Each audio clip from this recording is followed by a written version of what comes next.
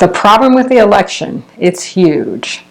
We are a very infantilized country that is not living up to its potential as a nation of free and individuated citizens. Yes, we declared ourselves sovereign and free from a king, but we have not broken our dependency on a father figure.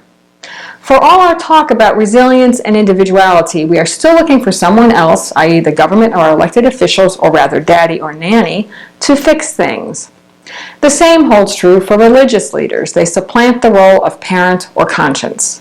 We are a cancer nation, and we haven't stopped sucking on our pacifiers and bottles for a second. And now we can extend this to our electronic feeding tubes. Regardless of the politics and whether or not the current candidates are plants for each other, the reality and consequences of our externalizing our authority and responsibility onto others is huge. We are no longer in charge of our own destinies. If we want responsible leaders, then we must raise ourselves up and become leaders in our own lives. If we want less policing, then we must master our emotions and lower impulses so that we are in charge of our own selves. Until then, the law of attraction will make it so that we get the leaders and authority figures that we deserve.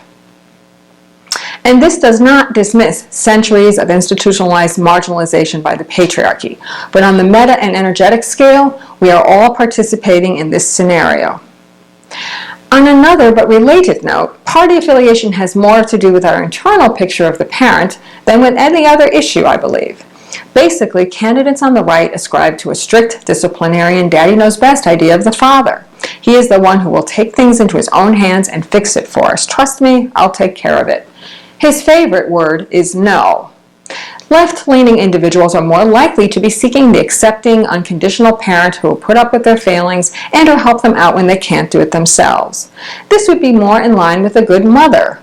Granted, the theoretical largesse of the progressive ideal is preferable by a long shot, but as long as we ourselves are unable to create boundaries and discipline, we will squander our gifts and luck. Third-party candidates are the smart or loud aunt and uncle trying to get in on the party, seeing as how the parents have not done a good enough job. They can criticize and proselytize from the outside looking in without understanding what really goes on in the family behind closed doors. Granted, in the future, hopefully there will be multiple options, and these candidates will be guided by a real mission to serve. Likewise, we will be realistic in understanding the parameters of their abilities in a complex system. We will not expect them to save us from ourselves.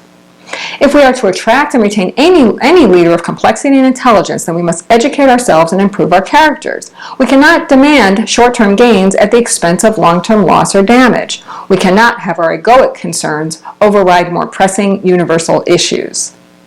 And since the majority of us have sustained emotional or psychological damage, we must do the work of healing ourselves and nurturing our inner child so that we grow up into fully functioning adults. Why are we here at this moment in time?